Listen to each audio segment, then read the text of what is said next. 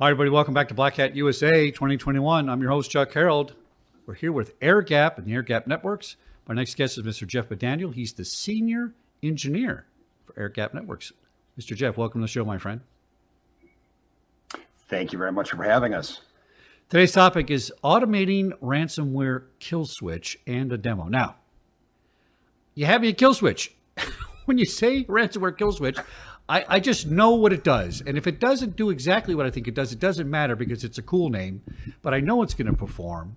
But for people that don't quite understand the importance of this, walk me through this real briefly, because ransomware is the scourge of the earth, as everybody knows. People are scrambling for solutions. Nobody knows what to do, but Airgap knows what to do. Right, exactly.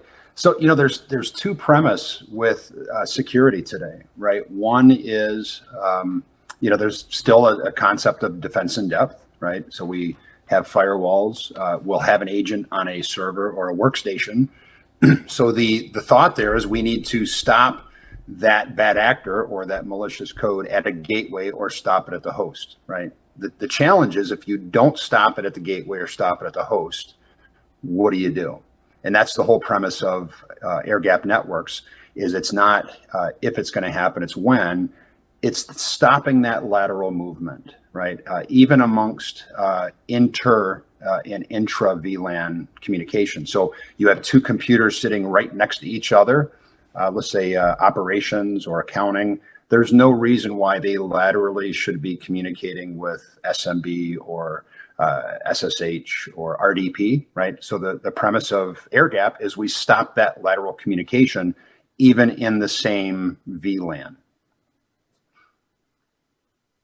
All right. Now, my small security guy TV brain got stuck on a couple acronyms, but I think I get what's going on here. I think this is important. Automation is the secret sauce, because certainly if I had 1,000 security engineers at everybody's workstation sitting next to the employee, I could push a button and stop ransomware, but that's just not practical. We don't have enough people to do this. Walk me through the automation, right? Because I think this is really the unique identifier to Airgap. Right. So, we are an API-driven platform. So while I do have a concept of a single pane of glass, if I'm a security engineer supporting Airgap, I can click on a button. I can manually perform tasks. More importantly, though, to your question, especially in the 24/7 SOC arena, is we're able to integrate in with other EDR agents, right? In with SIM platforms and SOAR platforms from a concept of playbooks, right? So a playbook basically says, if I see this, meaning if you have an EDR agent that says there's malware on a PC, right, or on a server, we can automate that process to start either locking down or quarantining a specific device, or actually start ratcheting up security across that VLAN or the entire network. Well, that was my next question. So I think it's important people to understand that I don't have to push the kill switch and shut everything down.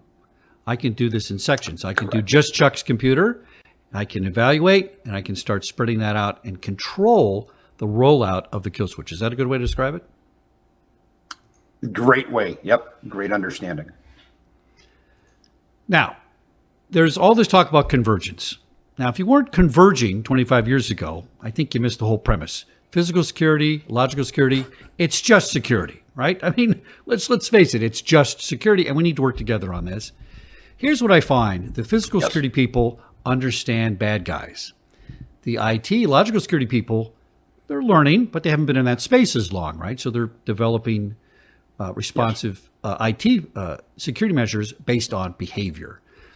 So can this kill switch really be used outside the IT world? In other words, I'm the CSO, I'm the chief security officer. You know what? At 3 o'clock in the morning, my guard at that network center that's controlling the signal for a TV show worldwide, if he sees something funny, we might need him to act quickly to stop something right away and let IT get in there and evaluate it. I know that's kind of a wild question, but I think we're getting to a point where we're going to have to use physical security people to help kind of support some of this automation. Yeah, and so I think more importantly than that, so while when you look at the broader concept of your question, absolutely, the broader concept is everybody needs to start working together, right? There's no reason why a firewall should be a firewall unto itself. An EDR agent should be an EDR agent and doesn't interact with, any other security, physical or logical security device, right? One of the things that we have been implementing is working with other platforms, EDR agents as well as firewalls, to define security scores, right? So there's a concept of security scores or host scores in the physical arena to say, okay, this workstation, we've interrogated it, we give it a security ranking of 80, or we give it a security ranking of 20, right? 20 being bad. Airgap has the ability to dynamically and automatically, as these workstations or physical device security scores change, we can put them in the appropriate bucket. Maybe if you're an 80, great, you have greater autonomy and access to the network. If you're a 20, I'm going to start automatically locking you down as far as the ports and protocols you can access on the network. Well, now that's brilliant, right? And so I'm thinking of my guard at the studio at 3 o'clock in the morning on TikTok. Instead of watching the access control system, his computer's going to get rated to a position where I'm going to get notified in physical security and say, Chuck, you got to up your game here with your computers inside your department, right? That's really a good idea. And I think someday we might see, a kill switch on your PC at the workstation, and you just know that you open up something by mistake, and you're not quite sure if it's malicious. Let me hit that kill switch for my computer right here and call somebody, right? Then we're really cutting down the time. Now, let's talk about the secret sauce. Tell me how you automate this. This is the key. We have a massive security shortage of security personnel, and we can't just do this with one guy doing it. So tell me about the automation 24/7, right, or as you say it, 7/24. Right. So really, it's all API driven. So and we publish, we don't hide it.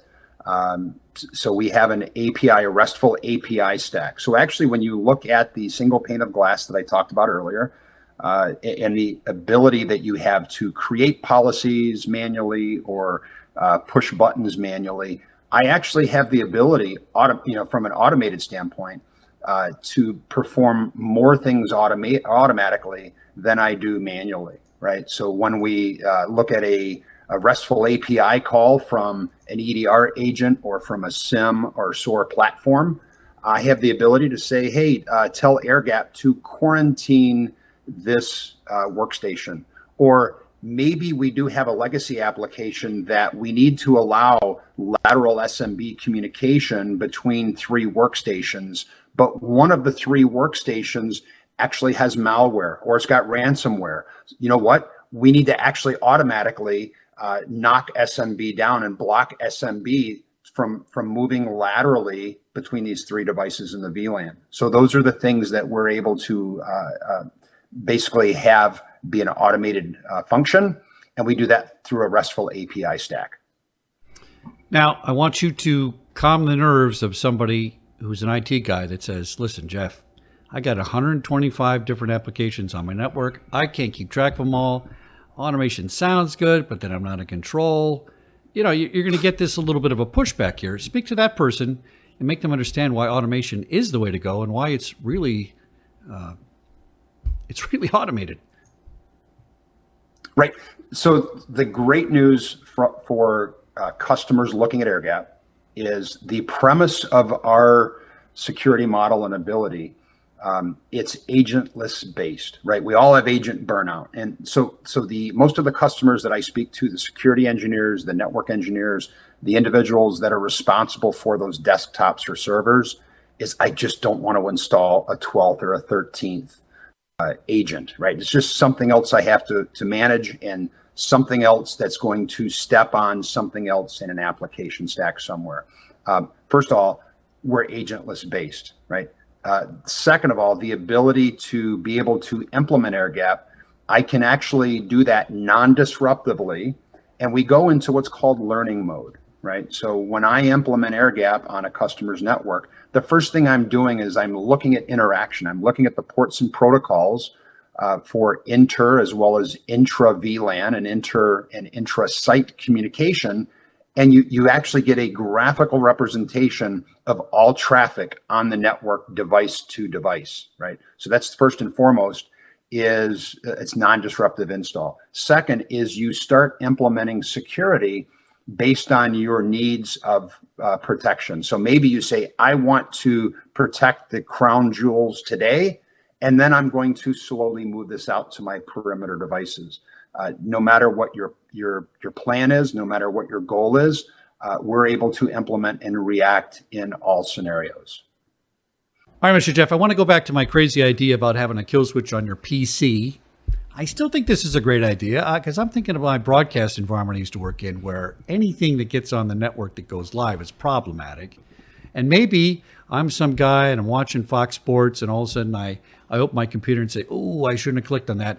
I better hit this kill switch now because I know it's going to be bad. And that could even get ahead of the automation process. Is that really a far-fetched idea? No, in fact, not at all.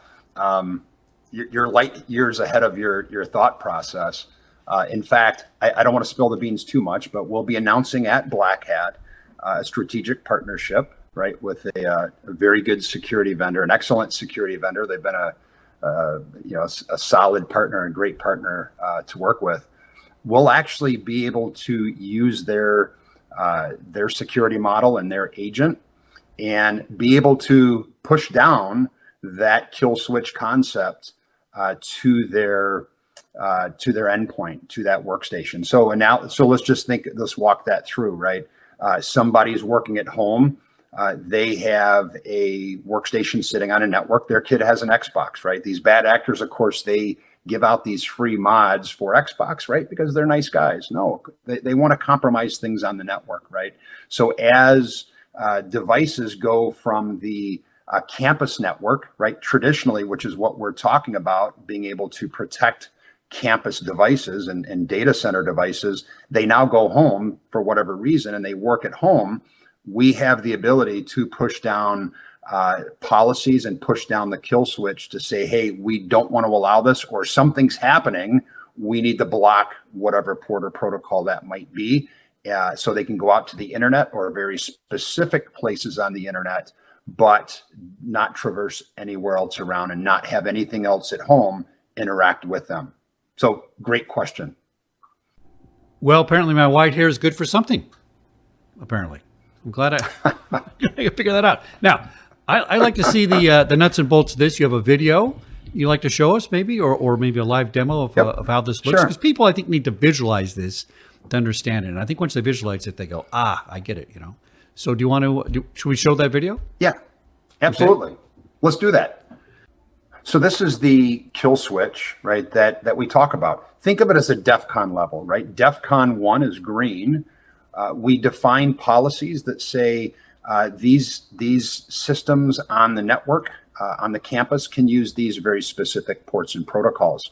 But what happens if an endpoint, let's say from your EDR agent, identifies that there's malware or that there's ransomware on a specific device, right? We can actually enact yellow simply by clicking on or automating that process, and we go to yellow. So what does yellow look like, right? So if we click on settings, right, we're going to be able to actually define policies. So this is the concept earlier that maybe all devices on a VLAN, I want to block lateral movement of SMB. I want to drop that, right? So I have the ability to actually define a policy, right? If, let's say you're under really bad attack, red, I can define a policy that says don't allow any intra or inter VLAN communication of any port or protocol, right? So it gives the user or the administrator the ability to get very granular control even on inter VLAN type traffic. And I was surprised to me as a layperson in this field, how easy to understand that is. I mean, literally, if all the IT people, went to lunch and something happened, I could figure that out. I think that's really a good way to do it. There's a concept around a ring fence device. We all carry one, right? It's a cell phone. When you look at how cellular infrastructure is built, if we're on the same tower, my device is ring fenced from yours, right? So Our premise of what we're doing for network security is not new. Technically, how we're doing it is very new concept. So when you talk about war stories, whether you're a large company or a small company, we always get the wow factor that, well, why hasn't somebody else thought of this? You can't possibly do this. And once they implement Airgap, the concept and the light bulb really comes on that says, holy cow, you guys really do what you say you can do. And this is not just a widget that I have. This is actually a main tool in my arsenal. All right, so I'm in the meeting, I'm in the pitch meeting, and I'm the purchasing agent, and I don't know too much about this stuff, but my IT guy's going to back me up on it. How is this being received? I mean, it's such a simple concept, but you're the only guys that do it, right? But so it must be something where people say, well, I'm not sure I believe this. Why hasn't this happened before? Why hasn't anybody done this before? Walk us through what some wow factor, how this comes across to people when you explain it to them. Yep, right, absolutely. Great question. So when we talk to CISOs or executives at a company, of course, everybody wants to stop malware. Everybody wants to stop the bad actors or ransomware, right? I think the thought of we're going to be able to stop it at the gate, people are past that. It's like, once it gets in, what do I do? The natural conversation for us typically leads to the infrastructure team, right? And there is a wow factor that what we do is very, very simple. And as far as how we do it, it's very simple as to how we ring fence devices. So when we're talking to infrastructure people, the first thought might be, wow, I've got to make a lot of changes. And that's actually not the case. Once we explain our methodology and how we have a non-disruptive implementation, even from a POC standpoint, and we can have a non-disruptive pullout, that the wow factor is that most people find it refreshing of how easy it is for us to implement, how easy it is for us to model their environment to actually have secure infrastructure. Jeff McDaniel, the principal security engineer for Airgap.io. Mr. Jeff, I got it. And I'll tell you why that's significant. I'm probably at the bottom of the IT world as far as understanding. I get a basic knowledge, know how things work. No expert, maybe compared to physical security people. And you know what? I understood this completely. And that's important because the CISO is going to get it. But you know who you have to sell this to? You got to sell it down the line to get the motivation for this to become the use network program. It's got, you got to get the actual people using it to say we got to have this. So I think you did a brilliant job on this. And all right, now remember, let's do some housekeeping. Visit Airgap at Innovation City 34. That's IC 34. And on the Black Hat USA virtual platform. Mr. Jeff, thanks for coming on the show, my friend, and good luck to you at the show. Thank you very much for having us. Definitely looking forward to the show. Exciting times since we've all kind of been on lockdown the last year and a half.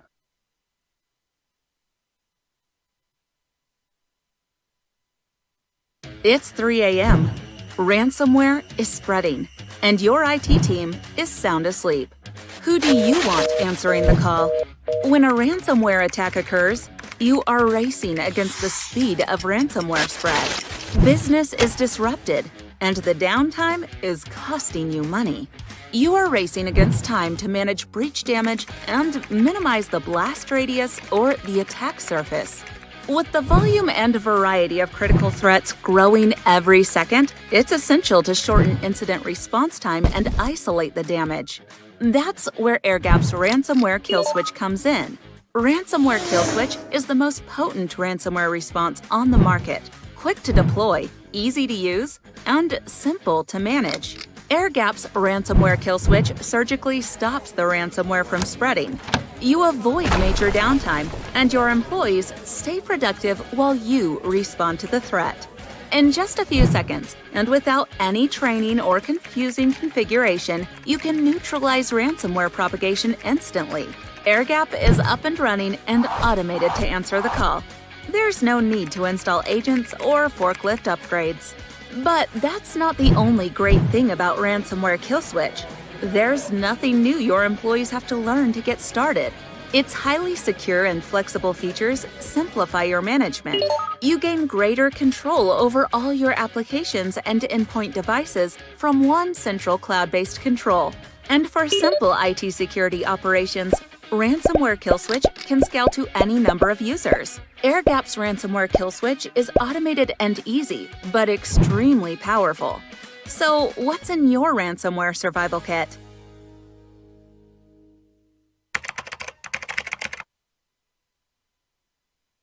Hi, everybody. Welcome back to Airgap Networks at Black Hat 2021. My guests, Ritesh Agrawal, he's the CEO, and Dr. Chase Cunningham, both from Airgap Networks. Welcome, gentlemen. Howdy, howdy. Now, today's topic is agentless zero trust network segmentation and private application access. Now, that title is so long, we've unfortunately run out of time to do the interview. Just kidding. Good topic we had to talk about. Chase, let's throw it to you first. Help us define microsegmentation and zero trust microsegmentation. So, the easiest way to think about it really is to think about a ship. I think one of the best examples of a lack of microsegmentation was the Titanic. They had a compartment that got busted, turned into a couple compartments. Next thing you know, the whole ship goes down, and you wind up with a movie with Leonardo DiCaprio and a bunch of Oscars. So, that's the lack of microsegmentation. In B, being ex-Navy, what we practice is watertight integrity, which is based on compartments. And what you're doing is you're setting up very specific, very select areas for things to move, and everything else is locked off. And that way, if you lose a compartment, you don't lose the whole ship. That's really the difference in segmentation and microsegmentation. Is segmentation is some control, some compartments in sort of big areas, and then microsegmentation, extremely granular, very segmented to keep control of things when something bad happens. Now, I love that analogy. It makes a lot of sense to me being at the bottom of the cybersecurity knowledge pool. I get it, and I think that's a super good way to describe it. Now, Ritesh, here's something I think about all the time. Are we in zero trust fatigue? How do you make it easy for enterprise IT, big or small, to start? And this is something I dealt with in the physical security world. We called it complacency. You got the security person or even the police officer who does the same thing all the time and same old, and they don't get to the basics and remember the basics, and then mistakes are made. So let's talk to us about zero trust fatigue and what's going on with that. Yeah, Chuck, thanks for having us. Look, zero trust is misunderstood oftentimes by many of the IT organizations. And like many other tools, they think that if we bought a product from a certain company and just wave our hands, it'll automatically be zero trust for the whole organization, which is not true. Zero trust is something that is sort of a journey. You have to start thinking about individual pieces of your organization, individual groups of your organization, and start somewhere, and eventually you'll build up to be a zero trust organization. As a result, what has happened is there's a lot of talk about zero trust, but the misunderstanding of IT organization is creating the impression of fatigue, which I think it's clearly not. Now, one thing that is very clear is zero trust is the way of future as we go forward, whether it's in terms of protecting your devices or users or applications. Zero trust is the only way, in my humble opinion. The whole internet is zero trust. You don't trust me on the internet and I don't trust you on the internet. Why should we behave differently in the enterprise? Now, from Airgap's perspective, what we are doing is making it really easy for our customers to deploy Airgap and start the zero trust journey. And the first in that sort of order of things is to make zero trust agentless. So our solution is agentless, and there are a couple of benefits of this. Number one is you can deploy this across the organization within a short period of time. And the second thing about agentless is it works with every device, every endpoint, whether it's a managed endpoint like your Windows PC or a MacBook Pro or some Linux machine or a server. It also works with unmanaged devices like your TV, like your thermostat, like Apple Watches and iPhones, etc. And so that becomes very easy for enterprises to roll out a zero trust solution that is uniform across the organization. And that's what Airgap's focus is.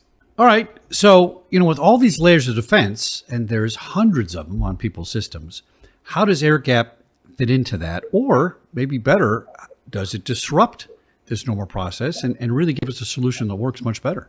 So Airgaps, first of all, is a very complementary solution to begin with. We would fit in with pretty much every investment that the customers have made and complement that to provide additional layer of security, which is a must-have. I think organizations traditionally, because of legacy enterprise architecture, have ignored the idea of lateral threat movement, or those who have actually embraced it couldn't find an effective solution that can provide them protection against the lateral threat movement.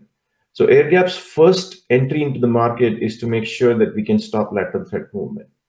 And when it comes to lateral threat movement, there are two aspects to it. One is device to device threat movement. Another one is device to application threat movement.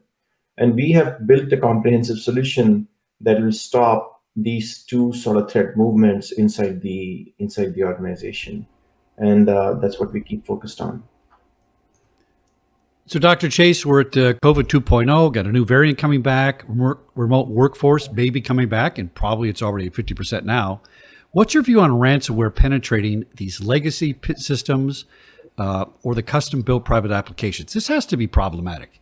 Yeah, it's problematic, but honestly, it's a problem that we've solved. This is not a problem that should continue to be a problem. I think the last stats that I saw said 33% of the global workforce will never, ever be full-time 5 days a week in the office physically, which makes a lot of sense. I mean, you're hearing from major organizations that they're not going to mandate people come back, or they'll let them work, Monday, Wednesday, Friday, that type of thing, because we've proven that this model works and we can still keep an economy running being remote. But for ransomware to work, it needs to be able to move. And if we have segmentation in place and we have isolation in place, you limit the spread. And we're doing that with COVID. You mentioned the COVID 2.0.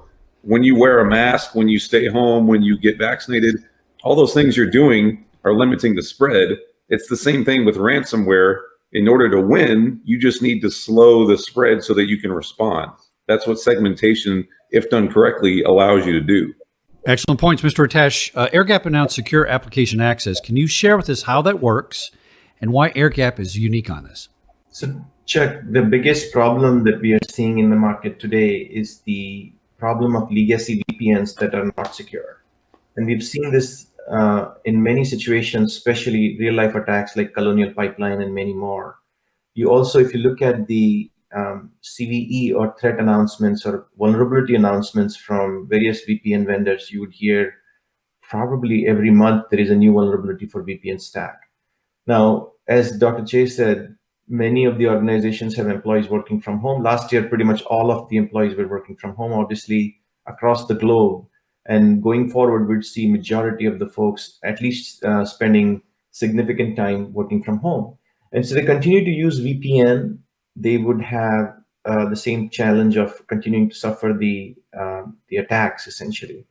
Airgap has built this unique solution called Secure Application Access that sits in front of the application, ensuring that the applications are protected regardless of your access method. So you can come through VPN, you can come through your on-prem access, doesn't matter to Airgap. Airgap will always be shielding your applications from the adversaries. Now, if you have vulnerability in your VPN, hypothetically, and that your VPN stack got breached as it got during the Colonial Pipeline attack, you would have additional layer of protection with Airgap. And I think it's a must-have. The second aspect of secure application access is the notion of uniform and universal multi-factor authentication. As we know, and we all use multi-factor authentication for pretty much every social media account, like your TikTok, like your Instagram or Facebook or Google, and so on and so forth. And I'm appalled that enterprises still have applications that do not support multi-factor authentication. For some reason, we deem our social media accounts more important than our corporate accounts. Shouldn't be the case. And I think what Airgap does is actually implements multi-factor authentication for pretty much all of your applications without touching any of the applications, whether they're web applications or non-web applications, whether your employees are using remote desktop protocol to connect with your Active Directory or internal assets, or whether your organization is connecting to SAP or your organization is connecting to SSH or RDP protocol. So that's the beauty of Airgap. It creates a uniform experience for your employees, whether they're logging in to Salesforce or Office 365 or some homegrown applications that you've built 5 years ago or 10 years ago. you get that protection that you deserve with secure application access tool from Airgap. Dr. Chase, I'm always interested in your final thoughts, maybe some of your forecasting for what's going on. Ransomware is, as Ritesh had told me a couple of days ago, it's really just the beginning. This sounds like it's bad. We haven't seen the worst of it, I think. What are your thoughts on going forward here? Well, yesterday I read an article about the COVID vaccination system in Italy being ransomed. And, you can imagine that there's folks over there that are trying to get vaccines and people trying to validate that they've gotten the vaccine. And, that's how we kind of claw our way back out of this whole thing. We've talked for a long time about that ransomware was going to cause human catastrophe. And unfortunately, I think we're starting to see that. The issue that keeps me up right now is we do have a lot of these new services coming online with things around COVID response, vaccine relief, vaccine integration, et cetera. And those are very, very ripe targets because they're just being thrown up on the internet and people are trying to get those apps out really quickly. I'm picturing in the very near future, we're going to see some sort of ransomware attack on some system like that in the United States, which will cause continued degradation of the response to COVID and getting us back out of this hole that we're dug into. Good points, Dr. Chase. And Ritesh, to his point, I think the human suffering is something that we're most worried about. It's one thing to lock up my files and now I can't send out my subscriptions to my customers or something. That's not good. But when we start messing around with people's medical records, access to medical care through ransomware, this is certainly something much more serious. Give me some of your predictions and thoughts on where this is going, and really tell us how Airgap is going to stop this. Absolutely. Look, ransomware is here to stay. There is no doubt about that. And the cyber criminals are going to hit you where it hurts the most, because that's how they can collect the most amount of ransom, essentially. So I'm not surprised. I'm obviously disappointed, but I'm not surprised to know that that the medical system is probably the biggest victim of ransomware attacks. And we'll see more mission critical services being impacted with ransomware as we go forward. I hate to say this every time I do, I really do, but this is the reality that we'll all have to face, much like COVID-19. We wish it would go away, but it'll take its own time. And the same thing is with ransomware. It won't go away because we wish it would. It would go away if we built enough immune system, and Airgap is in the business of providing that immunization. You need to have remote distributed workforce protected, number one. That's where right now we have the biggest vulnerability or the weakest spots. Then you need to make sure that if and when these guys come back to work, they don't end up infecting every other device and every other element inside your network. Then you need to make sure that there's some protection for that. And finally, you need to make sure that you protect your business assets that are hosted in data center. That comprehensive solution is Airgap's promise. And you can visit us at airgap.io. You can meet us at the Black Hat conference that is going on right now. We are at IC booth 34, and we look forward to meeting you in person and saying hello. Ritesh Agrawal, CEO, Dr. Chase Cunningham from Airgap Networks. Good stuff, gentlemen. I look forward to more information from you as this evolves, because as we go into COVID 2.0, I think we're going to see much more of an uptick in these issues, and Airgap's there to save the day, as far as I'm concerned. Thanks so much for coming on Airgaps at Black Hat 2021. Thank you, Chuck, for having us. Did you know that by the time you finish sipping a cup of coffee, 25 businesses would fall victim to a ransomware attack? And it is not because businesses aren't spending enough on various security solutions. It is because of the flawed IT infrastructure blueprint coupled with perimeter-centric security approach. Therefore, once your perimeter is breached, the bad actors freely roam inside your organization over shared VLANs without being detected for months. Sounds familiar? This is why we built Airgap's Zero Trust Isolation platform that eliminates all unauthorized communication inside your organization. This is achieved by ring-fencing every device on a shared VLAN. Additionally, Airgap ensures that no device is implicitly trusted, and all transactions in and out of the ring fence are authorized and authenticated. The result is obvious. This Zero Trust implementation ensures that the ransomware threat is confined and your organization always stays protected. Airgap's agentless solution complements existing IT investments. This means every asset is protected. Applications, laptops, security cameras, TVs, and even toasters. This also means that you can achieve organization-wide protection against ransomware in minutes, not months. While there are a whole bunch of security technologies focused on protecting your perimeter, Airgap protects your organization even if your perimeter is breached or if you have unpatched application servers. So sit back, relax, and enjoy your cup of coffee. We've got you covered. Hi, everybody. Welcome back to Black Hat 2021. I'm your host, Chuck Harold. We're here with Airgap, the Airgap Networks. My next guests, Mr. Ritesh Agrawal. He's the CEO of Airgap. And my next other guest is Mr. Zach Ataya. He's the Director of Partnerships for Seguro. Welcome, gentlemen. Thank you, Chuck, for having us. Now, I'm really excited to talk to you about today. Our topic is cyber insurance and the ransomware kill switch. Now, many years ago, I was fortunate enough to kind of be brought into the cyber insurance world as people were starting this up. And I thought, what a great idea. We need this because so many people just can't afford a giant IT staff and so on. But then I also thought, what's our mitigation? We can't just wait around for the attack and then say, I'm just going to pay it and everything's fine. Because we need to have something that's going to prevent the attack in the first place. Let's start out by talking about the two companies. Ritesh, give me an intro about Airgap real quickly, what you do, then we'll go to Zach. Absolutely, Chuck. Airgap is in the business of protecting our customers from a potential ransomware breach. And these days, as you know, with this distributed workforce, people working from home, and now we are potentially talking about coming back to work. All of this modulation is creating a bigger threat surface for many of the organizations. As we have seen in various news articles, ransomware is no stranger to anybody. It's a kitchen table topic these days. Think of Airgap as the only company that is squarely focused on addressing the challenge with a very innovative solution that is being very well received by the industry as well as investors so far. Now, Mr. Zach, tell us what you do. I think it might have something to do with cyber insurance. That's absolutely part of the equation. So Seguro is really meant at helping organizations navigate the digital unknown.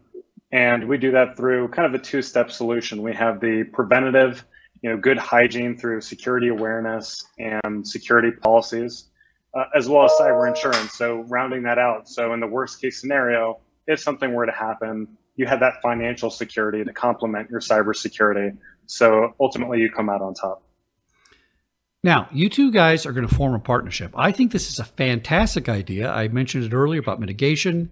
If we have insurance, let's also put something on top of that. Talk to me about the partnership. Zach, we'll start with you. What are you most excited about in this partnership? Well, at Seguro, we strive to make cybersecurity really easy and approachable. And our partnership with Airgap, I think, illustrates that because both companies see value in making things easy. We try to prevent incidents from occurring through our product suite. And Airgap takes sophisticated technology and really puts it in the hands of everyday businesses and shortens that ransomware kill chain. If that's, not something to be excited about, I don't know what is. Well, I agree with that 100%. Mr. Ritesh, how about you? What are you most excited about in this? Well, this is very exciting because for the first time, we can see that businesses of all sizes can take advantage of technology as well as services that Seguro and Airgap together offer to protect themselves from this menace of ransomware.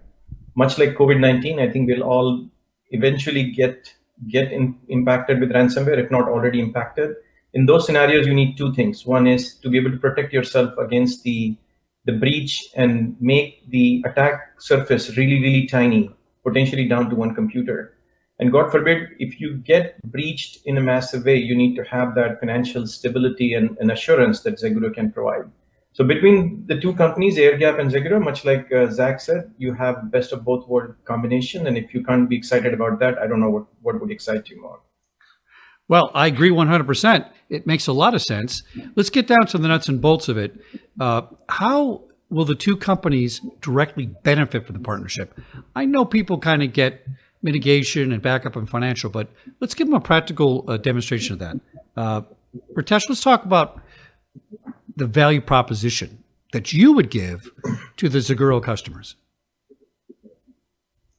So one of our product is very, very simply the Ransomware Kill Switch, which allows you to stop the ransomware propagation instantaneously. Remember, ransomware likes to propagate. The more the computers they infect, the more the size of the ransomware demand, or the bigger the ransomware demand. So our goal is to reduce that to the extent that we can. Second thing is our solution essentially ensures that not only your endpoints or devices are protected, but your applications are protected as well, regardless of where the users are logging in from. And the third thing about Airgap is we provide this in a hybrid workforce environment. We provide the best of breed solution for security and networking to our customers, where remote access as well as on-prem access is fully protected and fully secure. You wrap that up with Zaguro's insurance. In case if you get breached, even if we have reduced the threat surface down to maybe one computer, the ransomware could still be demanded depending on what you have on the computer.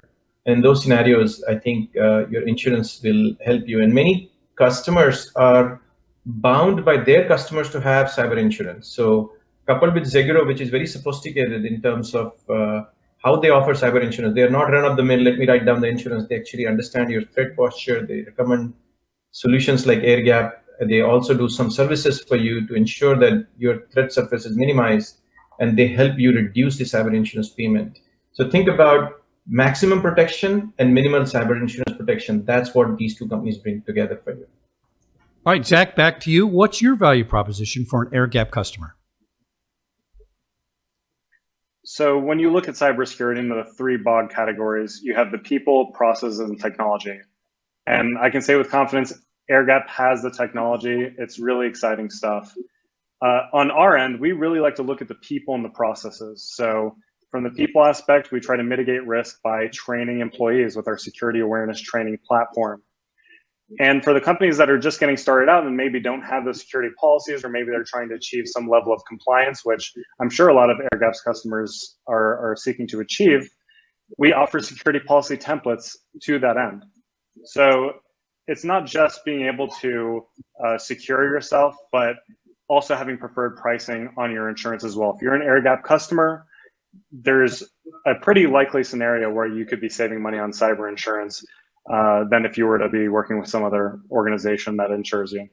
Mr. Zach, you hit on something I perked up my ears when you said your cyber security policies. Now, this is a big deal. I think a lot of people say we shall not have breaches on our network and don't go to the gambling sites and do all these things. That's not really a great cybersecurity posture or position.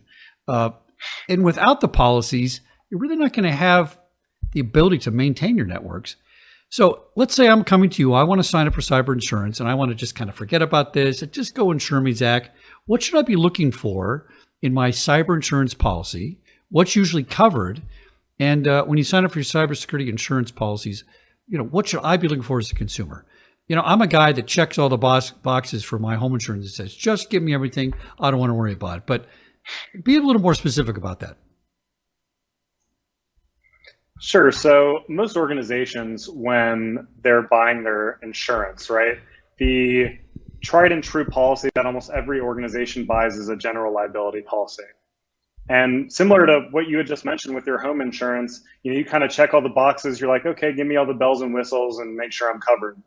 The same thing kind of happens with general liability. There are extensions for some degree of cyber coverage, but it is not by any means as robust as a standalone monoline cyber insurance policy. So you need to make sure it covers you for the three broad categories. I like the rule of threes. So the first one is your third party liability. Really what that means is it's the cost associated with typically your negligence in securing private information of your clients, in failing to contain a cyber incident and spreading that incident to another organization or individual. So any sort of defense, fines, penalties, settlements, that is covered in the third-party liability section. The second section is a first-party cost. And those first-party costs typically cover what any organization would have to pay in the event of a data breach. So digital forensics is one. Another one is data restoration, right? It's not free to get your data back if it's been deleted or damaged in any way. Even PR costs. This is one that, I like to call it spin coverage, right? Just like, the college coaches, this was a teachable moment for the team. Well, you got to hire a PR firm that tells everybody this was a teachable moment for our organization and our clients have no reason to be concerned with this breach, right? So it's a really important coverage part, and making sure you have coverage for those first party costs so you can get back up and running as quickly as possible is important. And there's business interruption coverage that, there's lost revenues as a result. Many ransomware attacks hinder organizations from being able to make money. And that's why businesses are in business, is to make money. So business interruption actually helps cover you for those lost revenues and potentially extra expenses associated with mitigating further damage. So first party, absolutely important. It's a must have. And finally, digital crime. This is something that your policy may or may not have. Luckily, at Zagro, we can say that our policy does. And it really, when you think about it, it's about loss of funds. If an organization loses funds as a result of a misdirected payment due to misleading information from a threat actor, social engineering, phishing, all of that loss of funds is encompassed in cybercrime coverage. So if I were to break up the coverage into three parts, it's the third party, the first party, and cybercrime. Mr. Ortesh, there's an exponential increase in ransomware, and exponential is maybe not the stronger word. Maybe there's a better word than that, but you don't understand. It's out of control. Everybody knows that. How does Airgap alleviate the ransomware victims and fit into the incident response process? Now, I'm really interested in this answer because we don't think about you as incident response. Maybe we think about you as prevention, but I think we need to think about Airgap as both to be totally effective. Absolutely, Chuck. Airgap can help customers not just with prevention of the ransomware attack to begin with, but in case if you, because of configuration error or human error, you get into ransomware attack, we can obviously provide that crucial incident response that is missing in the organization today. With the surgical strike, in the sense we stop ransomware with a surgical precision so that you don't experience a business downtime, which is typically what happens if you ended up taking an action in absence of Airgap. And this action usually is to shut down the network. Nobody likes to shut down the network. The audience, some of the audience members could be managing mission critical business. I mean, every business is mission critical by nature, but if you're managing healthcare, if you're managing manufacturing, if you're in the government or critical function, you really don't have the luxury to shut down the network. So Airgap Ransomware Kill Switch can provide that surgical response. But the other point that you made, which is the exponential rise of ransomware, and I don't mean to be the scare the customer kind of sort of company, but I tell you, we've been talking about ransomware since last year. Of course, right now it's the household sort of discussion at the moment. But I will predict one more time that what we are seeing is just tip of the iceberg. I assure you, it's going to get far worse because there is no mitigative solution that is effective as of now. Trust me on this one. Next year, this time, we'll probably be on another interview, and we'll be talking about, oh boy, this has gotten worse. I really don't hope that happens, but I know this will happen because we don't have a proper solution. Airgap is taking the approach of solving the problem at a fundamental level, and I believe unless we do that, it's just we're not gonna see better days. Talk to me about the automation process involved in this, because I think this is really key too. Yes, so ransomware response. So one of the things about ransomware is, unlike any other targeted attacks you may have seen in the past, viruses, and then we saw malware, and ransomware is essentially a sophisticated form of malware. But ransomware is designed to propagate, and it propagates pretty quickly, sometimes giving you less than a few minutes or less than a few seconds, often enough, before your organization is completely crippled. In those scenarios, you cannot have the traditional approach of, let me send first of all, have a threat detection platform that is going to detect the threat, maybe with some false positives and false negatives. And then that threat is going to go to the SOC team, and the SOC team is going to take an action. By the time you close the loop on this kind of process, it's too late. You're already impacted and your organization is held hostage. What Airgap can do is automate your incident response, where we would bring the ransomware kill switch is going to bring the network into a lockdown mode. as soon as we see or sense that there is a ransomware attack. And we use signals from all sorts of tools that you've invested in, so your EDR platform or your SIM engine or your SOAR platform, and of course our own threat intelligence. So combined with all of this data, we have the ability to take an instantaneous action, an action that would stop the propagation of ransomware, if not at least slow it down dramatically so that you can take an action and protect your crown jewels, basically. You know, Rajesh, you said something a few minutes ago about Airgap is for all size businesses. This is super duper important because this is a nationwide, worldwide problem. It involves every single computer on earth. Airgap is security as a service. It's cloud scale. It can be deployed in minutes. This is super important. But instead of thinking about SMB, let's think about businesses of all sizes and their sensitive data. Give me some comments on that. This was kind of your vision when you sat down and did this. You weren't thinking of designing this for the really big security company or data, big data set. You were thinking about this for every single computer. That's my thought about it. Yeah, the premise of Airgap started from my previous sort of role in my previous organization, where I was talking to a lot of customers, and they were repeatedly asking for a solution, what we ended up building at Airgap eventually. But the idea was customers of all sizes. I've spoken to CIOs of very, very large Fortune 50 companies, and I've spoken to customers that are as small as 50 employee companies, and their pain is the same. When you get impacted with ransomware, trust me, it hurts larger organization much the same as smaller, probably a little bit more to the smaller organization because their survival is probably at risk if they get hit with ransomware. But the idea was is to ensure that we protect every computer, every service that you run in the organization with our automation framework, with our sort of zero trust isolation platform that is very easy to deploy. It's a cloud delivered solution for the most part. And the idea is to make sure that the ransomware does not propagate. We're also very well aligned with the NIST framework and the MITRE framework that talks about how the threat propagates inside your network. And we work with our customers to demonstrate how we protect them against many of these threat vectors, dramatically slowing down, if not completely stopping the propagation of the threat attack. Now, Mr. Zach, almost all ransomware attacks are accompanied by data exfiltration. Does cyber insurance do anything to address this risk? You know, cyber insurance is good. It's not everything. Airgap is good. It's not everything. Together, I think it's everything. Let's talk about this. Yeah, that's a really good point, Chuck. And data exfiltration is not going away. In fact, we're seeing that there's also an exponential increase in data exfiltration. And if you think about it, data exfiltration is somewhat of an insurance policy for the threat actors. So, you know, if they get into your ransomware system and Airgap does its thing, and it limits the amount of devices that are helping to propagate the ransomware, that's great. But sometimes it does take a bit of time to discover that. And unfortunately, this is one of the shortcomings of EDR.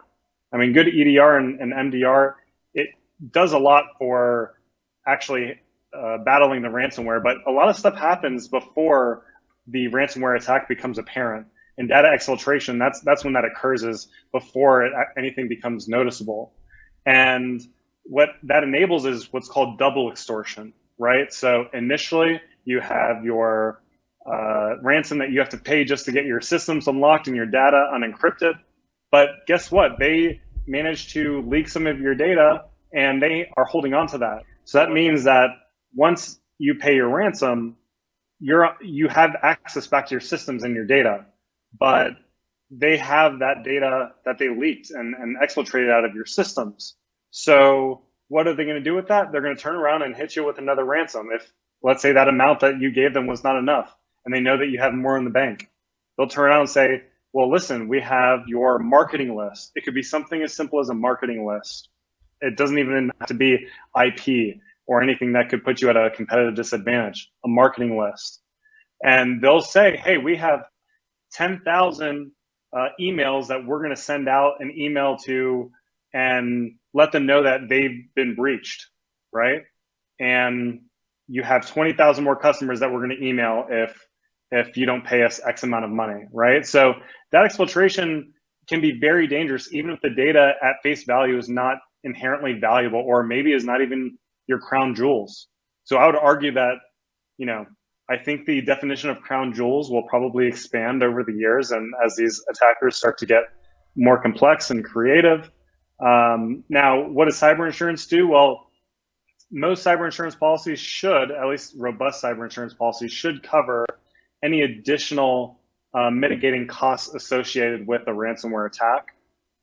So if it stems from the original ransomware incident, you should be good to go. If it is a separate incident, I would argue that you're still good to go, as long as it's within your policy limits. And we are seeing people purchase more insurance year over year.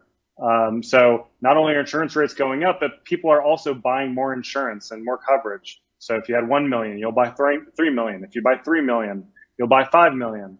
And that's because of the increased costs associated with, more specifically, ransomware attacks, but cyber attacks in general. You said something interesting. I was a police officer many years ago, as you can tell by the white hair.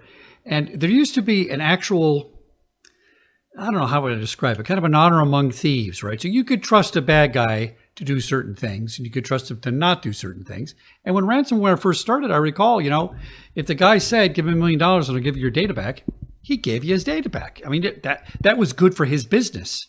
Now it's bad for their business because you don't know what's going to happen. To your point, there could be 3 levels of extortion here. Here's your files are unlocked. By the way, I kept your mailing list. And by the way, if you don't do it for the 3rd level, I'm going to send a notice to all your clients and I'm going to ransomware them, right? This is really problematic. Mr. Ritesh, what are your thoughts on this? This makes it even more squirrely in a way that you just can't even trust that you're going to get your data back.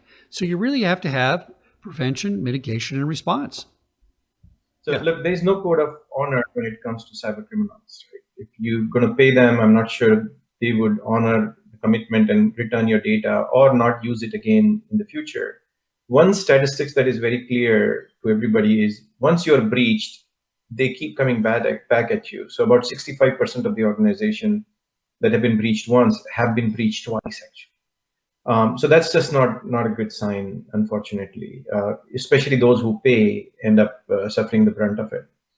Now, look, triple extortion, we first heard single extortion, which was they'll encrypt your file and boom, you got to pay, otherwise I'm going to delete the file or I'm not going to decrypt the file, and your business will suffer downtime. Some businesses can probably tolerate a couple of days, they have a good backup strategy, maybe they can recover from that. So the cyber criminals got smart and they said, you know what, I'm going to not only encrypt your data, but I'm going to steal your data. And now I'm going to threaten to publish to the public internet. And some customers said, okay, fine, if you're going to publish it, so be it. I'm going to tolerate that, and I'm going to deal with my internal audience and address the problem. And so that was called double extortion. So cyber criminals got even more smart, I would say, smarter, and said, not only I'm going to steal your data, I'm going to now share this with your customers and use the pressure from your customers, especially the large ones that you have, to ask you to pay us the ransom and avoid the complications of sharing customer data to the public in the public domain. And I think we're going to see quadruple extortion, and we'll see more and more as we go forward. What stops attackers to steal from stealing your employee data, for example, and then sharing with the employee and telling them, hey, unless your organization pays for it, I'm going to release your personal social security number and compensation and all the medical history that you may have to the public. And these employees are the decision makers, essentially. Then you can see another set of data where you steal data for your board of directors and threaten it. So there is no end to it. This is going to keep going. Trust me on this one. The attackers or the bad actors are going to have their way, whether you like it or not. The best strategy is to prevent the attack from happening to begin with. And it's not that complicated. It's really not.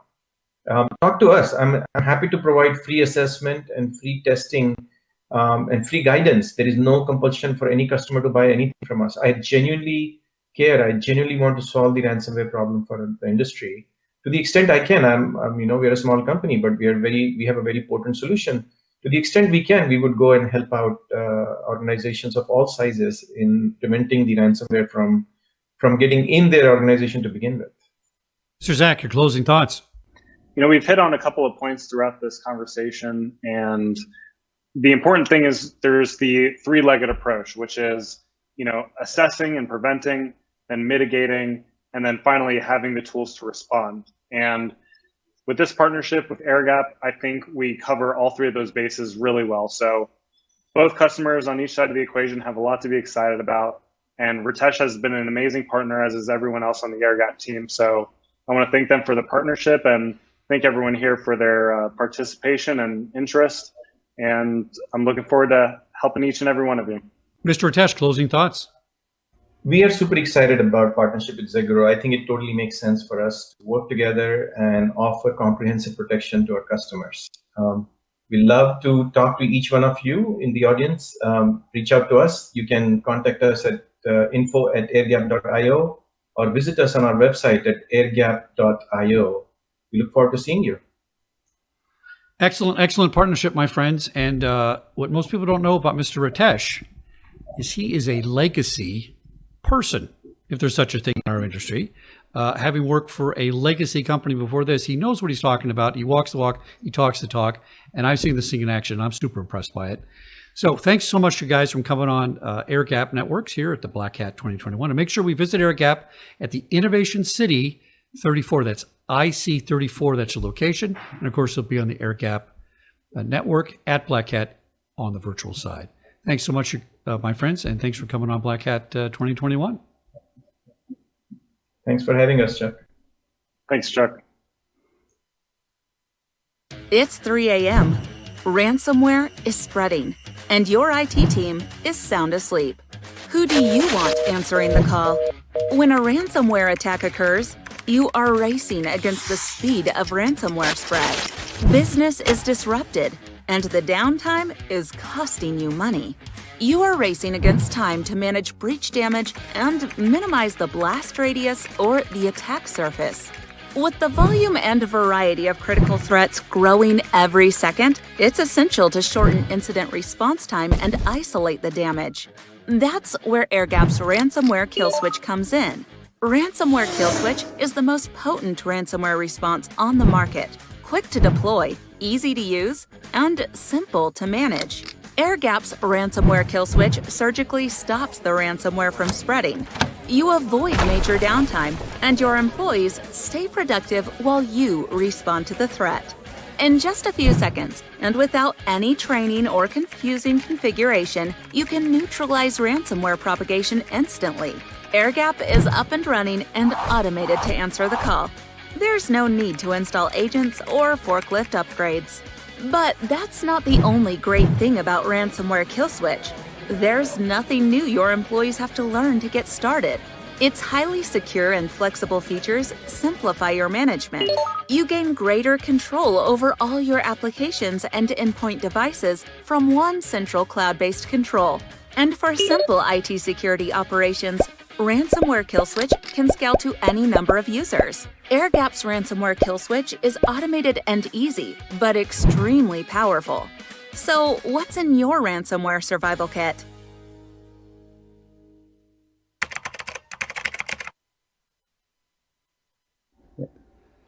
Hi, everybody. Welcome back to Airgap Networks at Black Hat USA 2021. Chuck Harold, I'm your host. Our next guest, Mr. Vinay Adavi. He's the head of product for airgap.io. Mr. Vinay, welcome to the show, my friend.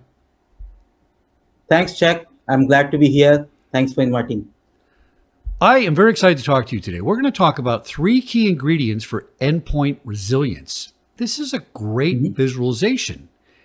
I think this will really have people take away how powerful Airgap really is and the ransomware kill switch. It's really kind of a cool thing. Yeah. So let's talk about that real fast.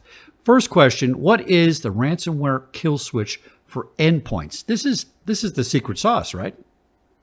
Yeah. So Airgap is what we focus on is the lateral movement protection, right? So a lot of products and a lot of solutions exist in the market today, focus on protecting the endpoints or the corporate assets from getting infected in the first place. Despite of all of this, millions or billions of dollars of investment, we always see a certain user or certain endpoints or even certain vendor did some mistake and they get infected. So now the Airgap comes into picture. How do we protect that particular endpoint, spreading the infection to the other endpoints, as well as getting into the key mission critical assets and creating a havoc.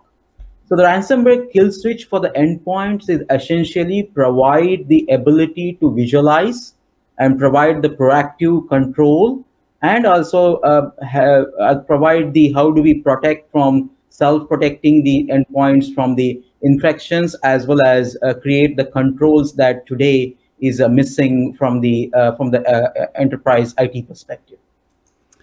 Now, the Airgap ransomware kill switch is completely agentless. This is really a key ingredient. And how does it work with EDR solutions today? Yeah, so the Airgap has Airgap, the entire zero trust isolation platform and ransomware kill switch has always been the agentless. We are network-based solutions, so we want to protect the any type of endpoints, whether it's in a managed, unmanaged, IoT. We want to protect, and it's being on a network, we will be able to protect that.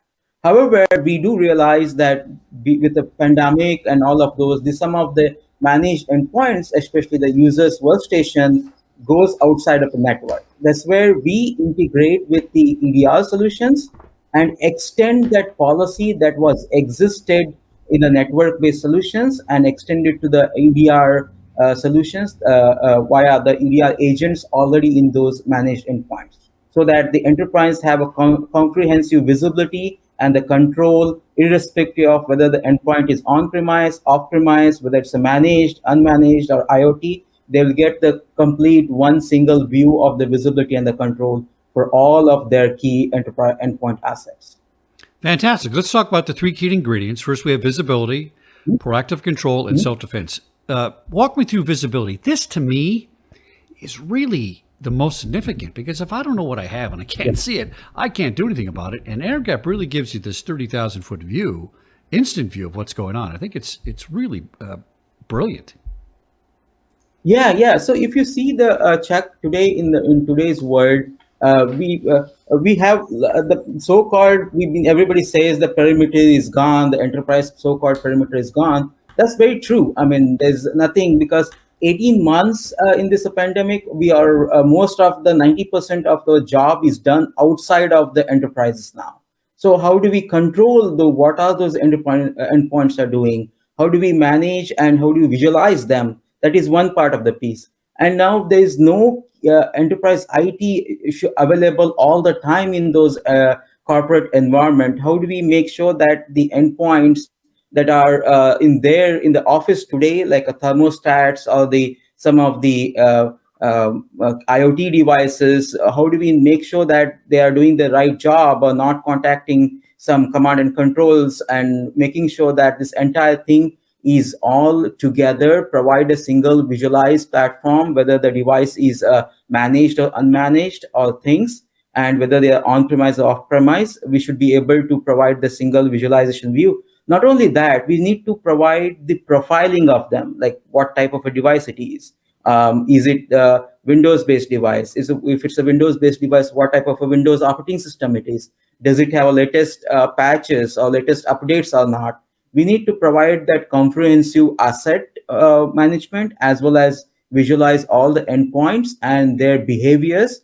And there's no such tool exists today. And Airgap RKS for endpoints provide that visualization irrespective of the type of devices, and provide a complete view of their landscape of all of the endpoints that exist in the enterprises today.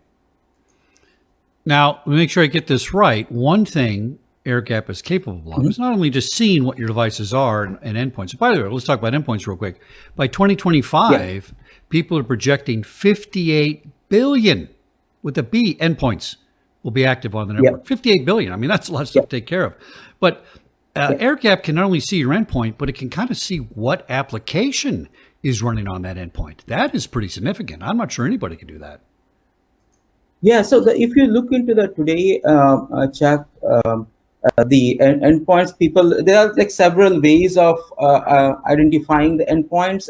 Most of the enterprises today, they say, when we talk to the customers, hey, how many users are in the network? Hey, we have 200 users. How many endpoints you may have? Yeah, we have maybe 200 plus maybe a couple of employee phone, 300 maybe. But actually, when they deploy the air gap, they realize is that they have at least the 4 times of their initial calculations. We find hundreds or thousands of devices for just a couple of hundred employees. Right, so that kind of the complete visualization that Airgap provides, and not only we go one step further, we integrate with the EDR providers, leading EDR providers, and we also fetch some of the applications that are running and the posture of those applications running. So we take that into account, and we take that into the posture of the device into account, and provide the score for each of every endpoint that is connected into the network. Talk to me about proactive control and policy enforcement. I always, I come from the physical security world, and, policy was always the most challenging. It seems like it should be the most simple because you write it down and people are going to follow it. It's difficult to sustain. You can have the best policy in the world. If nobody does it. It's a problem. So talk to me about proactive control and policy enforcement. Yeah, so most of the policies that people write is a reactive. Hey, I see this so-and-so malware in my network, I do a XYZ, right? So a lot of the policies are just a reactive approach. The problem is with the reactive approach is the threats are already inside your network. And some of the endpoints or some of the assets, they are already listed in the dark web. So it's very important to create that the reactive approach of the policies. That's why we need a proactive approach. We need to understand how I segment my network and how the segmentation should be created. Which are the endpoints or which are the assets need to be in that particular segment, and how do I control the policy between the segment. This looks like a daunting task for any enterprise. That's why they take the easy approach of the reactive policies. That's why what Airgap has done is we have simplified the proactive approach. We create the dynamic groups based on the characteristics of the devices, based on the information that we receive from the endpoint EDR vendors, and we create a dynamic group of alike devices, and we allow the enterprise to create those proactive business level policies. We will convert that business level policies into the IP addresses, subnets, and enforcement is done on the networks. In that way, all the enterprise IT or the CISOs or security team, they just focus on their business proactive policies, saying, hey, I want none of my devices with a less than Windows 10 can access my file shares. Something, it's very simple business level policies they can create.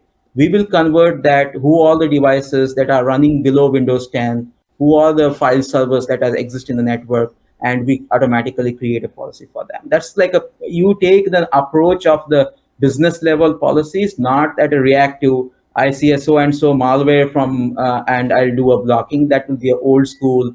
It doesn't work in the modern world. Now, talk to me briefly about data exfiltration, because the policies in place, as you say, tend to be reactive, right? Not proactive per se. It takes an average of 280 days to detect and contain a breach. That's an awfully long time. I could be in there stealing stuff for a year, and by the time I hit you with the ransomware, I've got your data and you have no idea. How do we shorten that time frame to recognize that these things are going on? Policies seem to be in real time, but ransomware seems to be in extended slow motion. It could be. So the consistent research have found the ransomware taking down the entire network within 45 minutes. Now you can compare the 45 minutes versus the 280 days. That's like a huge gap. I mean, in just 45 minutes, they will be able to penetrate your entire network and cause an havoc. And if it's the time to take a 280 days, that is not even in the comparison. They're not even in the same zip code, I would say. So the best way to approach this one is, as I was telling, taking the proactive approach, segmenting, and you need to assume that your network is going to breach. Any best CISO or any best security administrator always assume that bad things going to happen, and how do I react when the bad things going to happen, right? So they need to design their network and security controls based on that, assuming that network is going to breach. And they have to have the levels of the security policies built into it. Like they have to have cyber emergency policies. They have to have the policies that are in a normal scenario. They have to have the policies when they're doing an attack, how do we enforce it? And they need to have the enforcement point. So a lot of these today customers do with using the various different products, and they do a lot of integrations. It takes a multi-year project.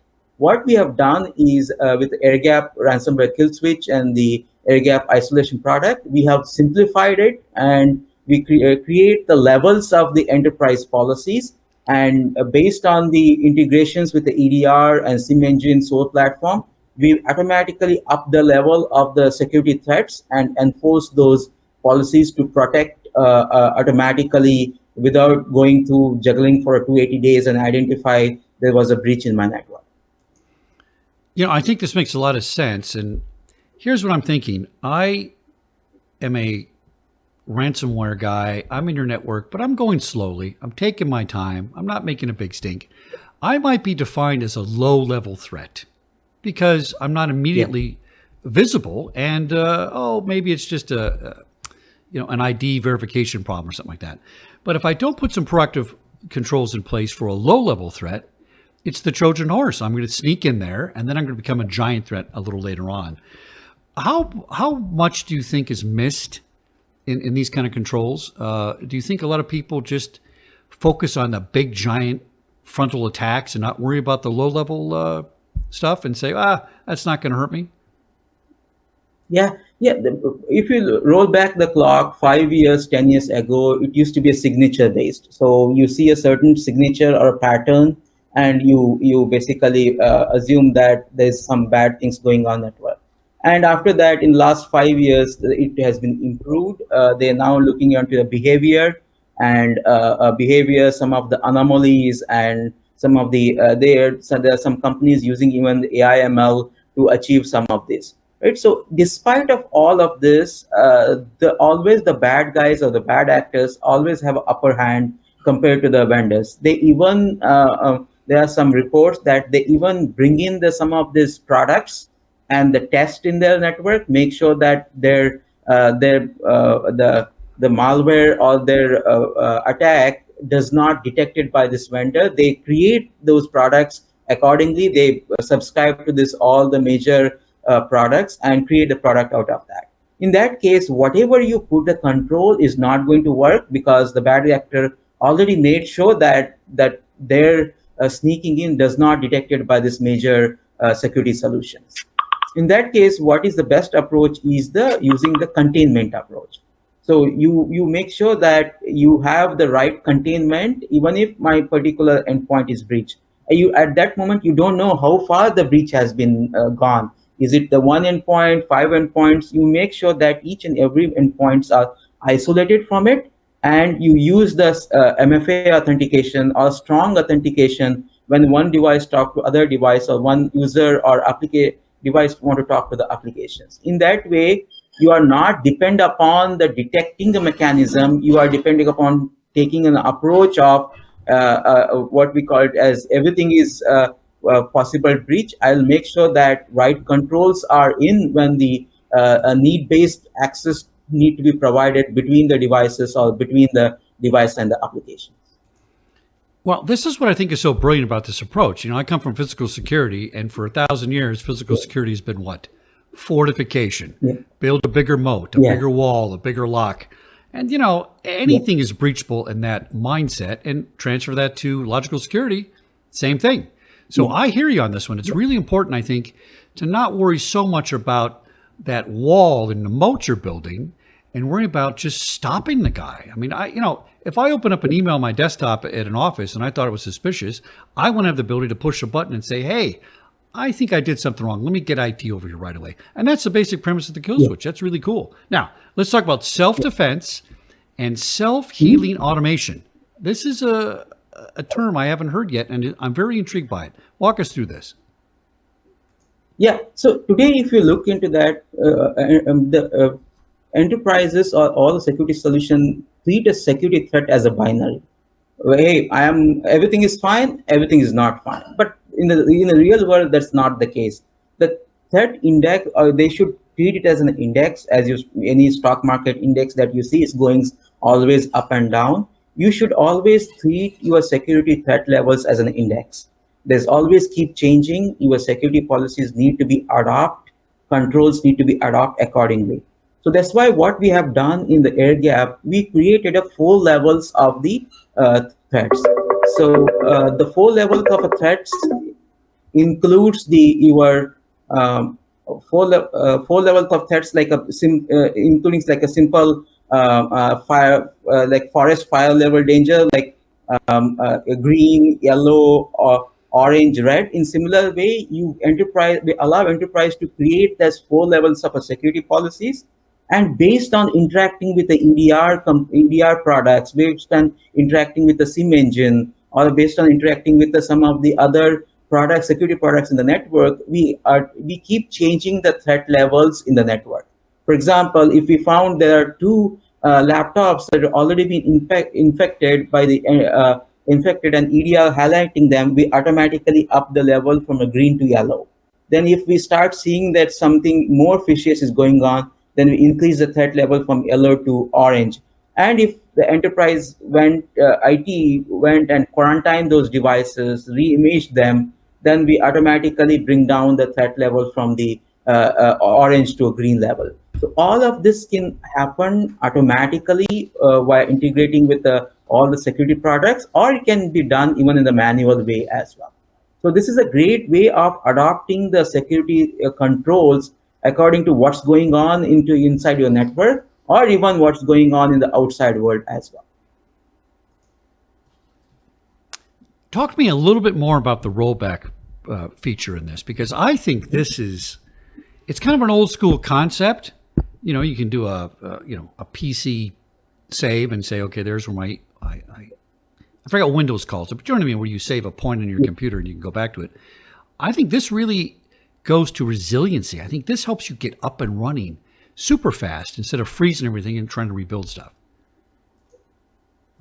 Yeah. So the Airgap ransomware kill switch will be accurately surgically stopping, rather than bringing down the entire network, is surgically stopping the certain endpoint and talking to certain assets. So we do not right now control what goes inside of the endpoints. That's where we work with the EDR players and identify this particular application or particular process is causing this particular attack. Then we give that visibility to the enterprise IT administrator. Then they go and either re-image it or do it. Right now we are doing it in enterprise IT has to do a manual, but there are some ways to even automate that and make it easy to roll back to the green state, or what we call it as a normal day-to-day operations, without having to bring down the network and causing a lot of the headlines in the newspaper. We provide that accurate identification and surgically stopping the attack. Then the enterprise admin can easily go and pinpoint where the problem was and then stop the problem. Finray, your closing thoughts, maybe where ransomware is going? I think it's in its infancy. I think we're only starting to see how bad ransomware is. I don't think we're anywhere close to a really bad example of this. It sounds like that, but there's a lot of room for them to be more malicious than they are. Yeah, definitely. I think despite of all the news we see, the government is helping. They're trying to do their best. I think it's despite of all of that, ransomware here is going to stay, right? So it's important that we understand it. The more important is right now, all the security vendors need to work together.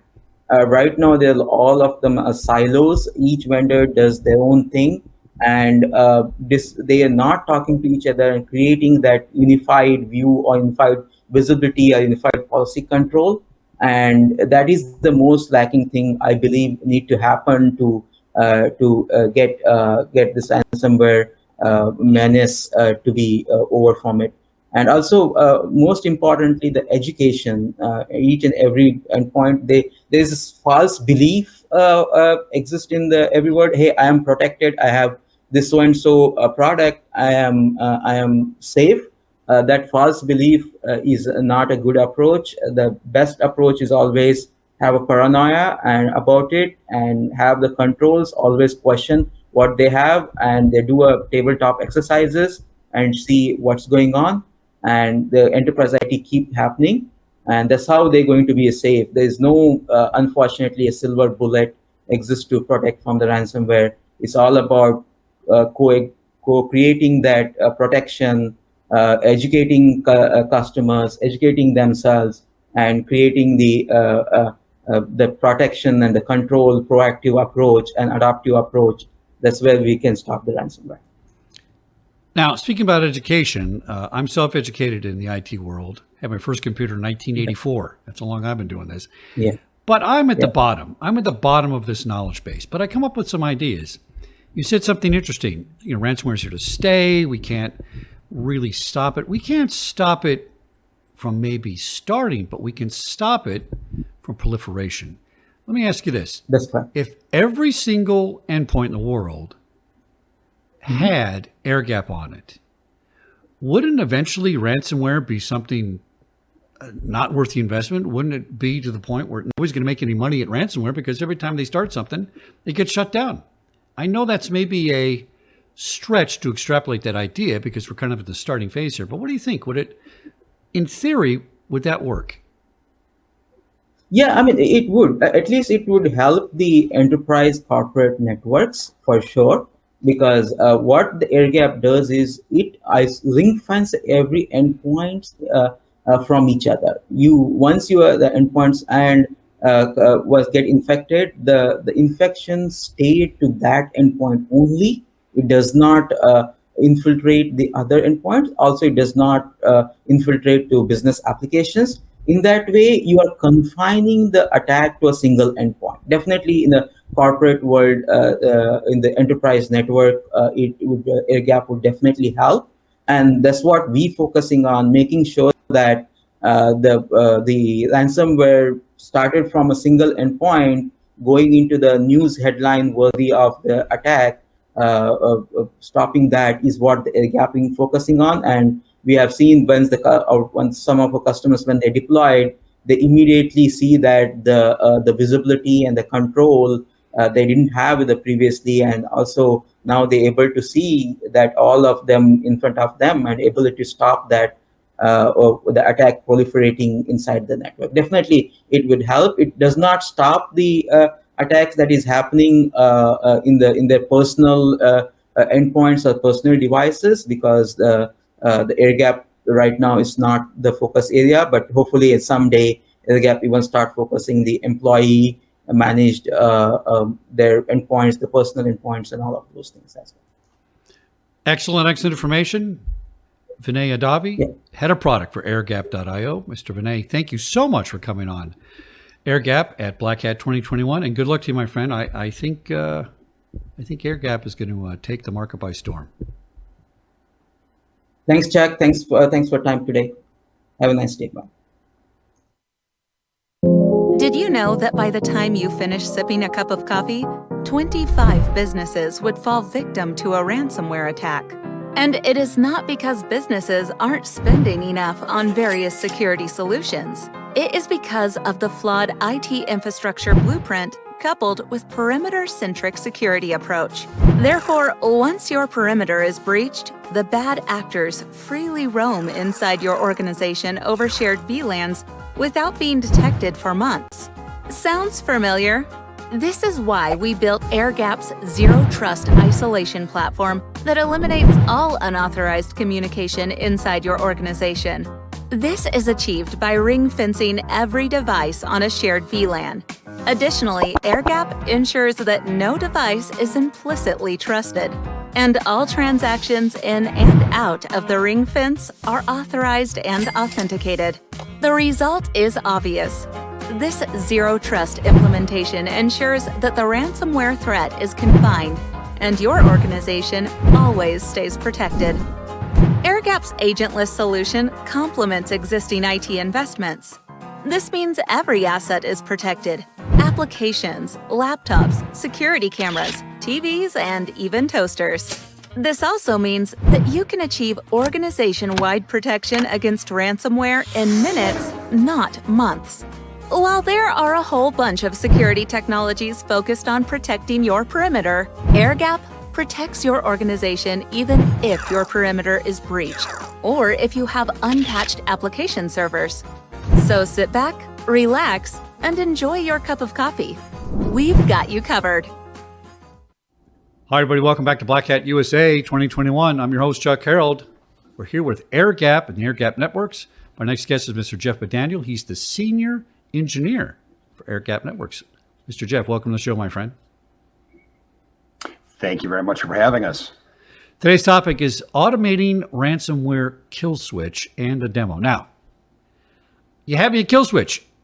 When you say ransomware kill switch, I just know what it does. And if it doesn't do exactly what I think it doesn't matter because it's a cool name, but I know it's going to perform. But for people that don't quite understand the importance of this, walk me through this real briefly, because ransomware is the scourge of the earth, as everybody knows. People are scrambling for solutions. Nobody knows what to do, but Airgap knows what to do. Right, exactly.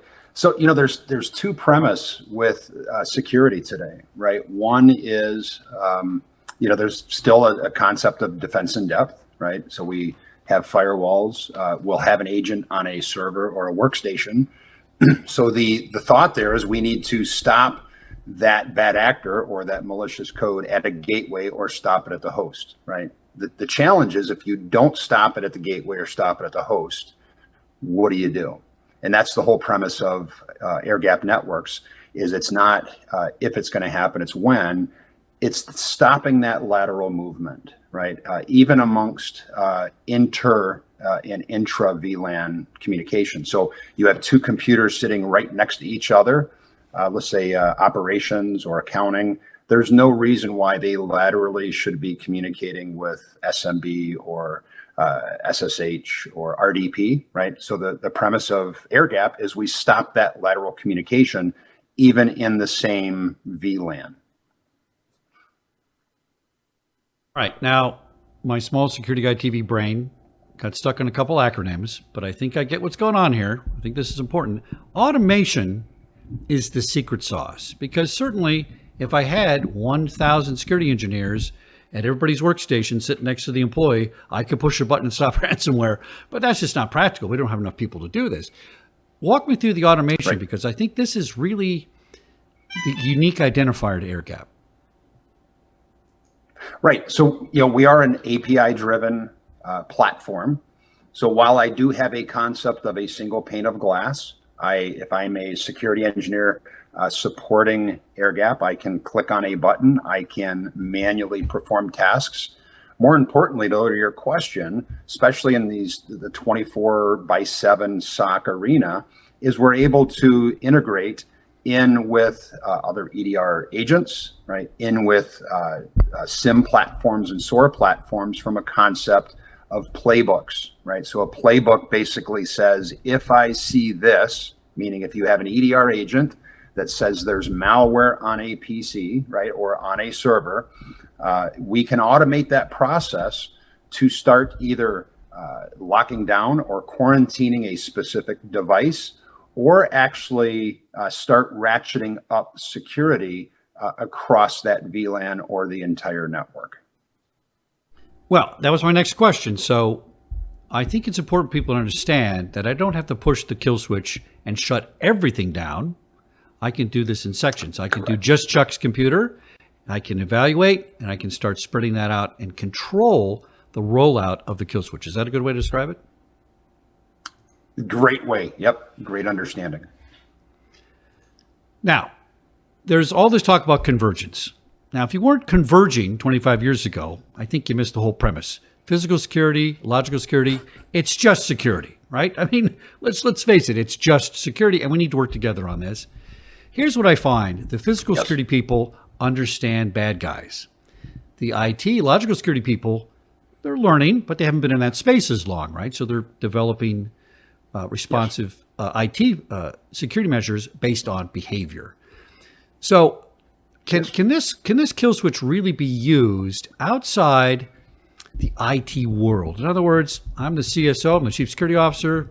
You know what? At 3 o'clock in the morning, my guard at that network center that's controlling the signal for a TV show worldwide, if he sees something funny, we might need him to act quickly to stop something right away and let IT get in there and evaluate it.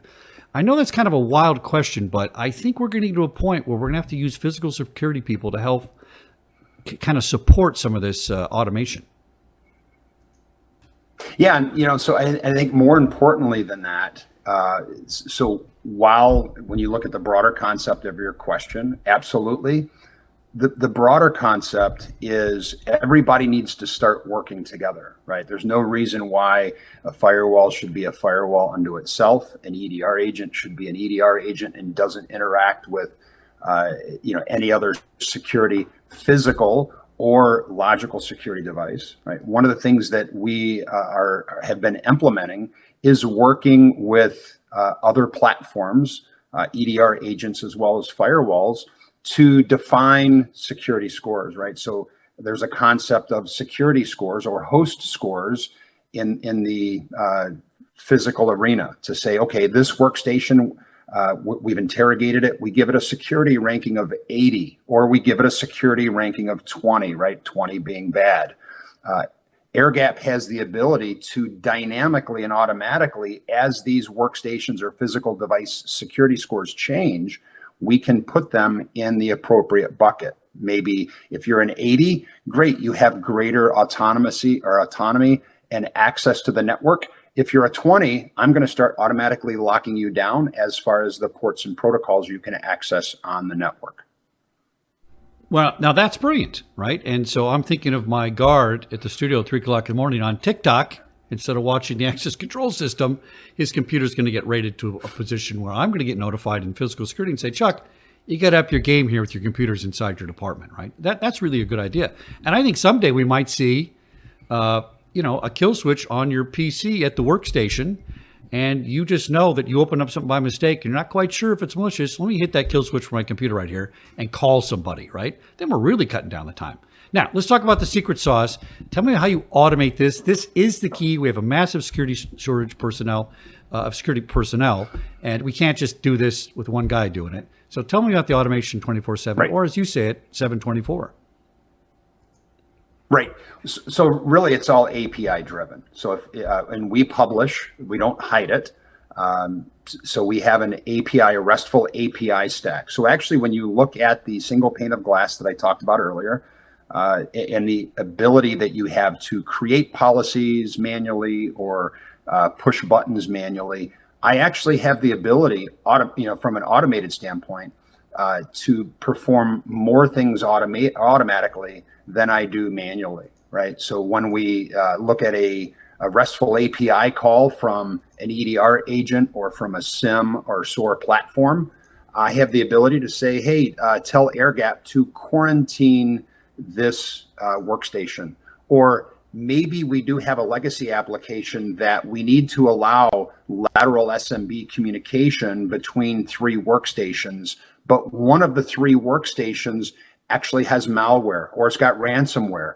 You know what? We need to actually automatically knock SMB down and block SMB from moving laterally between these 3 devices in the VLAN. So those are the things that we're able to basically have be an automated function, and we do that through a RESTful API stack. Now, I want you to calm the nerves of somebody who's an IT guy that says, listen, Jeff, I got 125 different applications on my network. I can't keep track of them all. Automation sounds good, but then I'm not in control.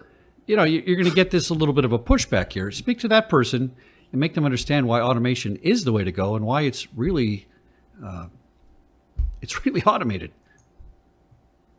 Right. So the great news for customers looking at Airgap is the premise of our security model and ability.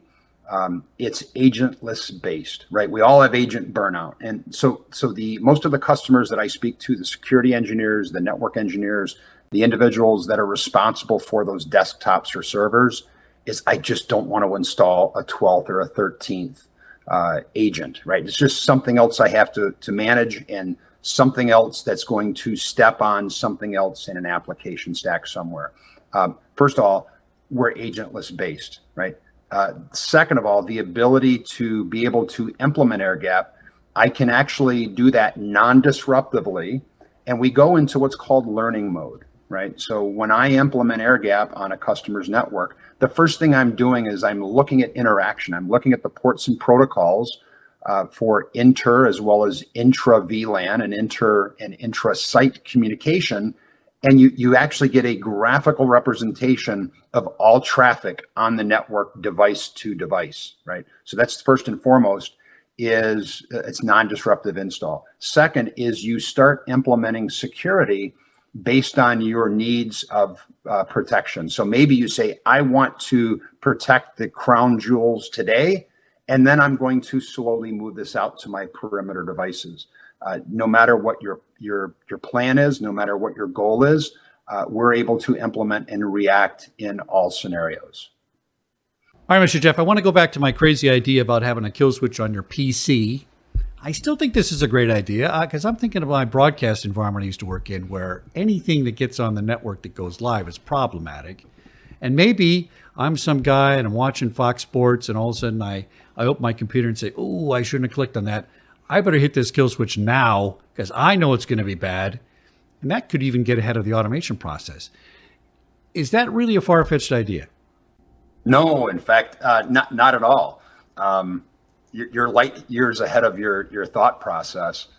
In fact, I don't want to spill the beans too much, but we'll be announcing at Black Hat a strategic partnership, right, with a very good security vendor, an excellent security vendor. They've been a solid partner and great partner to work with.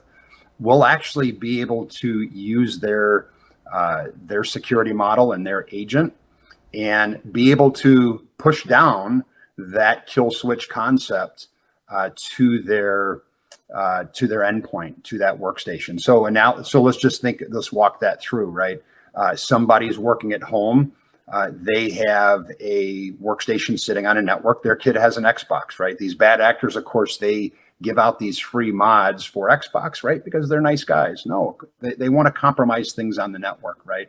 So as devices go from the campus network, right, traditionally, which is what we're talking about, being able to protect campus devices and data center devices, they now go home for whatever reason and they work at home.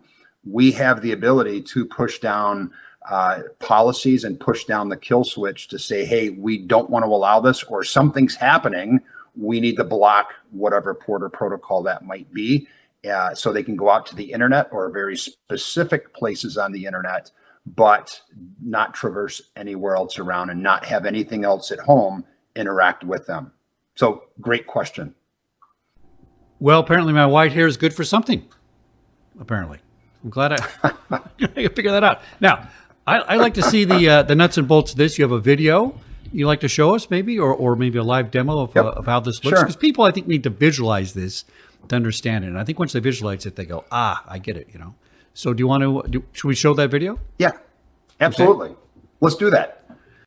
So this is the kill switch, right, that we talk about. Think of it as a DEFCON level, right? DEFCON 1 is green.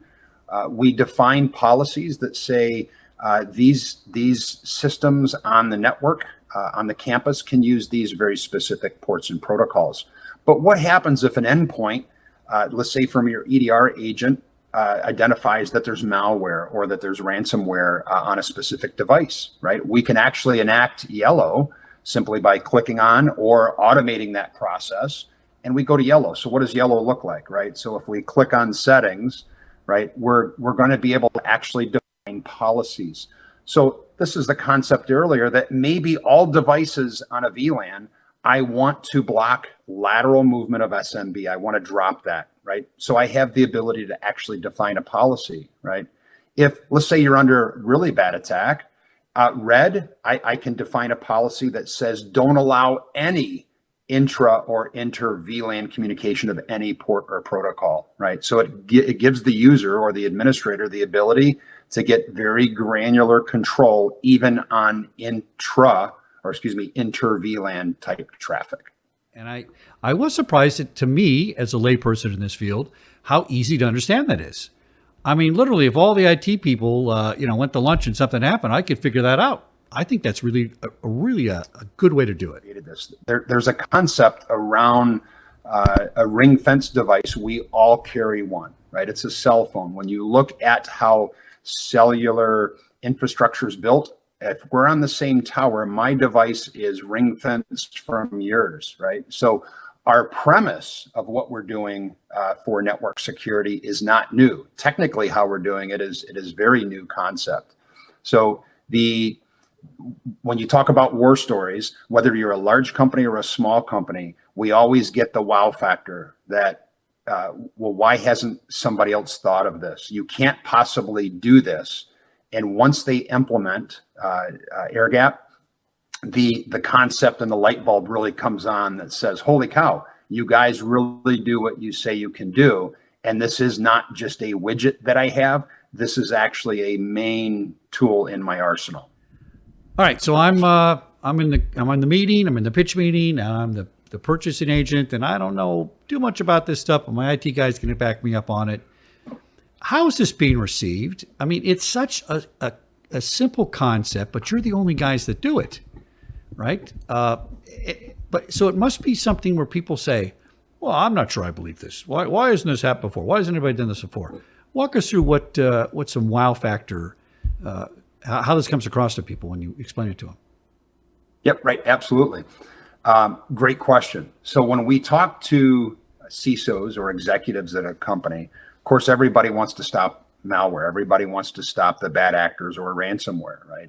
I think the thought of we're going to be able to stop it at the gate, people are past that. It's like, once it gets in, what do I do? The natural conversation for us typically leads to the infrastructure team, right? And there is a wow factor that what we do is very, very simple. And as far as how we do it, it's very simple as to how we ring fence devices. So when we're talking to infrastructure people, the first thought might be, wow, I've got to make a lot of changes. And that's actually not the case. Once we explain our methodology and how we have a non-disruptive implementation, even from a POC standpoint, and we can have a non-disruptive pullout, that the wow factor is that most people find it refreshing of how easy it is for us to implement, how easy it is for us to model their environment to actually have secure infrastructure. Jeff McDaniel, the principal security engineer for Airgap.io. Mr. Jeff, I got it. And I'll tell you why that's significant. I'm probably at the bottom of the IT world as far as understanding. I got a basic knowledge, know how things work. No expert, maybe compared to physical security people. And you know what? I understood this completely. And that's important because the CISO is going to get it. But you know who you have to sell this to? You got to sell it down the line to get the motivation for this to become the use network program. It's got, you got to get the actual people using it to say we got to have this. So I think you did a brilliant job on this. And all right, now remember, let's do some housekeeping. Visit Airgap at Innovation City 34. That's IC 34 and on the Black Hat USA virtual platform. Mr. Jeff, thanks for coming on the show, my friend, and good luck to you at the show. Thank you very much for having us. Definitely looking forward to the show. Exciting times since we've all kind of been on lockdown the last year and a half. It's 3 a.m. Ransomware is spreading, and your IT team is sound asleep. Who do you want answering the call? When a ransomware attack occurs, you are racing against the speed of ransomware spread. Business is disrupted, and the downtime is costing you money. You are racing against time to manage breach damage and minimize the blast radius or the attack surface. With the volume and variety of critical threats growing every second, it's essential to shorten incident response time and isolate the damage. That's where Airgap's Ransomware Kill Switch comes in. Ransomware Kill Switch is the most potent ransomware response on the market. Quick to deploy, easy to use, and simple to manage. Airgap's Ransomware Kill Switch surgically stops the ransomware from spreading. You avoid major downtime, and your employees stay productive while you respond to the threat. In just a few seconds, and without any training or confusing configuration, you can neutralize ransomware propagation instantly. Airgap is up and running and automated to answer the call. There's no need to install agents or forklift upgrades. But that's not the only great thing about Ransomware Kill Switch. There's nothing new your employees have to learn to get started. Its highly secure and flexible features simplify your management.